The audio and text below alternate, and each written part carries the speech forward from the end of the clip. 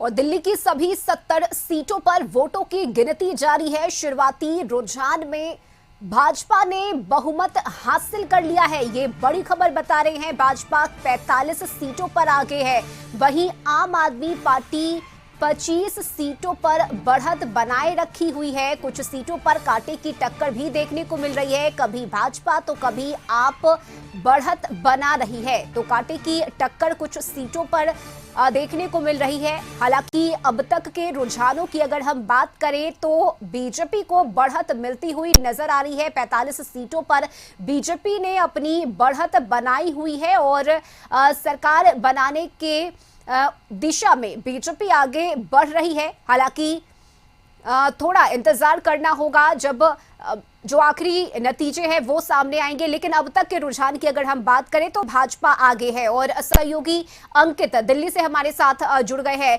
अंकित, देखिए 27 साल के बाद इस तरह की तस्वीर दिल्ली में देखने को मिल रही है, जहां 45 सीटों पर बीजेपी लगातार आगे है, अपनी बढ़त बनाए हुए है। आपके पास अभी क्या ताजा अपडेट है अंकित? बिल्कुल, निश्चित तौर पर देखिए, भारतीय जनता पार्टी का जो 27 साल का वनवास था वो कहीं ना कहीं खत्म होता हुआ नजर आ रहा है। भारतीय जनता पार्टी का जो केंद्रीय नेतृत्व था विधानसभा चुनाव से पहले लगातार डोर टू डोर कैंपेन कर रहा था, तो निश्चित तौर पर आम आदमी पार्टी भी कोई कसर बाकी नहीं छोड़ रही थी।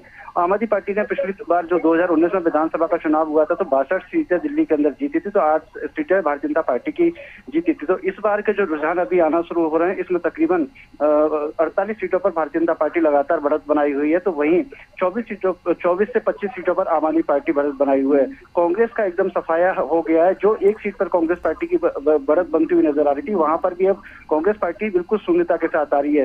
भारतीय जनता पार्टी तकरीबन 45 से 46 सीटों पर लगातार आगे चल रही है, तो वहीं आम आदमी पार्टी 25 सीटों पर आगे चल रही है। तो निश्चित तौर पर बीजेपी के कई कैंडिडेट ऐसे हैं कि शालीमार बाग से भी एक भारतीय जनता पार्टी का प्रत्याशी जीत गया। तो निश्चित तौर पर संभवतः यही है कि भारतीय जनता पार्टी के प्रदेश कार्यालय में भारतीय जनता पार्टी के तमाम पार्टी के पदाधिकारी, पार्टी के कार्यकर्ताओं का तांता लगा हुआ लगातार हम अपने दर्शकों को भी दिखा रहे हैं। तो निश्चित तौर पर कहीं ना कहीं भारतीय जनता पार्टी का जो वोट प्रतिशत है वो तो बढ़ता हुआ नजर आ रहा है, लेकिन सीटों की संख्या वो भी लगातार बढ़ती हुई नजर आ रही है। बिल्कुल अंकित, इसके साथ ही अगर हम बात करें तो देखिए जश्न भी मनाया जा रहा है। बीजेपी के नेता लगातार बयान भी दे रहे हैं और इस जीत को बड़ी जीत बता रहे हैं, क्योंकि इस बार कई मुद्दे रहे दिल्ली के चुनाव में जिसे बीजेपी की तरफ से उठाया गया, चाहे वो शीश महल का मुद्दा हो या फिर ये कहना कि आप दिल्ली के लिए विपदा है, इस तरह की बातें भी कही गई। तो क्या फैक्टर काम किया इस बार दिल्ली में?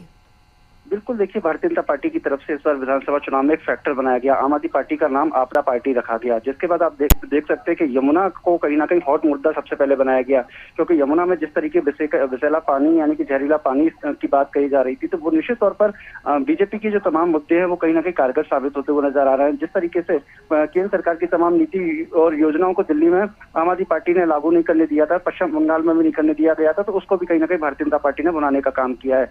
जिस तरीके से भारतीय जनता पार्टी लगातार बढ़त बनाई हुई है, तो तमाम ऐसे फैक्टर पर भारतीय जनता पार्टी ने काम किया है।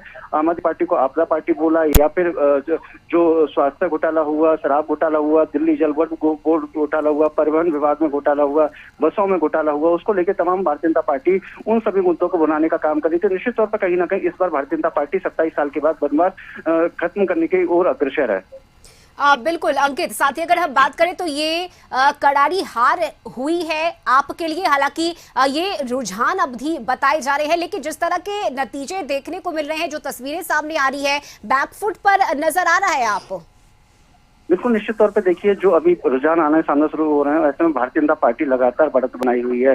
निश्चित तौर पे देर शाम को प्रधानमंत्री नरेंद्र मोदी जी अपनी पार्टी के कार्यकर्ताओं को संबोधित करने भारतीय जनता पार्टी के प्रदेश कार्यालय पहुंच सकते हैं, ऐसी हमें सूत्रों से जानकारी मिल रही है। जिस तरीके से पार्टी के रुझान आ रहे हैं, तो भारतीय जनता पार्टी को कहीं ना कहीं बड़ी सफलता हासिल मिल गई है। तो ऐसे में जब भी लोकसभा का या विधानसभा का चुनाव होता है, देश के प्रधानमंत्री, पार्टी के पदाधिकारी, पार्टी के कार्यकर्ताओं का मनोबल बढ़ाने के लिए पार्टी के प्रदेश कार्यालय या फिर लोकसभा के चुनाव होते हैं तो राष्ट्रीय कार्यालय पहुंचते हैं और देश की जनता को जाकर संबोधित करते हैं, आभार और धन्यवाद व्यक्त करते हैं। तो निश्चित तौर पर विश्वासनगर से बीजेपी को ओम प्रकाश शर्मा जीत गए हैं। भारतीय जनता पार्टी के जो प्रत्याशी थे शालीमार बाग से बीजेपी की रेखा गुप्ता चुनाव जीती है। तो जो भी अभी भारतीय जनता पार्टी के पक्ष में रुझान आ रहे हैं, वो कहीं ना कहीं शाम तक हो सकता है कि और बड़े पैमाने पर हासिल हो भारतीय जनता पार्टी के लिए। अंकित, एक जानकारी चाहेंगे, क्योंकि कुछ ऐसी सीटें बताई जा रही है जहां पर कभी बीजेपी आगे तो कभी आप आगे, वो कौन कौन सी सीटें हैं? क्योंकि कांटे की टक्कर उन सीटों पर बताई जा रही है।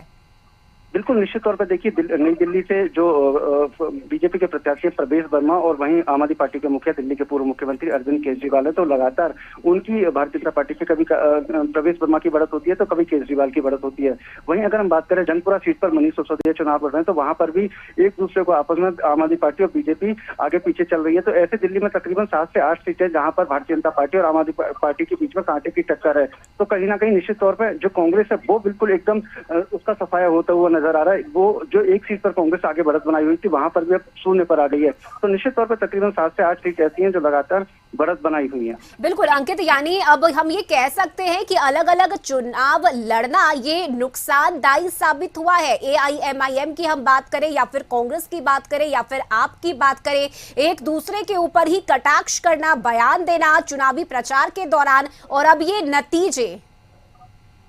बिल्कुल निश्चित तौर पे आपने देखा भी होगा लोकसभा चुनाव से पहले जिस तरीके से इंडिया अलायंस गठबंधन बना था वो एकजुट होकर सभी राज्यों में अपना चुनाव लड़े थे। लेकिन ये स्थिति बिल्कुल साफ हो गई थी जैसे बिहार के उप मुख्यमंत्री और पूर्व उप मुख्यमंत्री तेजस्वी यादव का बयान आया था कि जो हमारा इंडिया अलायंस गठबंधन बना था 2024 का लोकसभा चुनाव था उसको देखते हुए बना। तो निश्चित तौर पर कहीं ना कहीं जो अभी रुझान आना शुरू हुए हैं दिल्ली में भी लगातार कांग्रेस पार्टी आम आदमी पार्टी पर हमला भरती, जो संदीप दीक्षित यहाँ पर नई दिल्ली से प्रत्याशी कांग्रेस पार्टी को गए वो आम आदमी पार्टी को लगातार घेरने का काम कर रहे थे।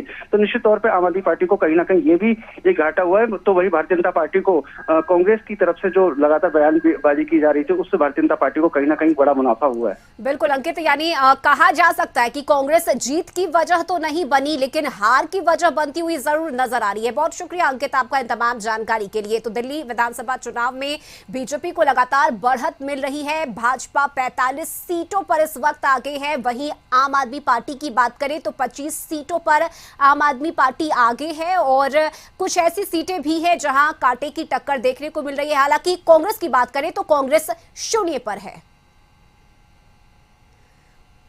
और वक्त यहां एक छोटे से ब्रेक का हो चला है, जल्द लौटेंगे।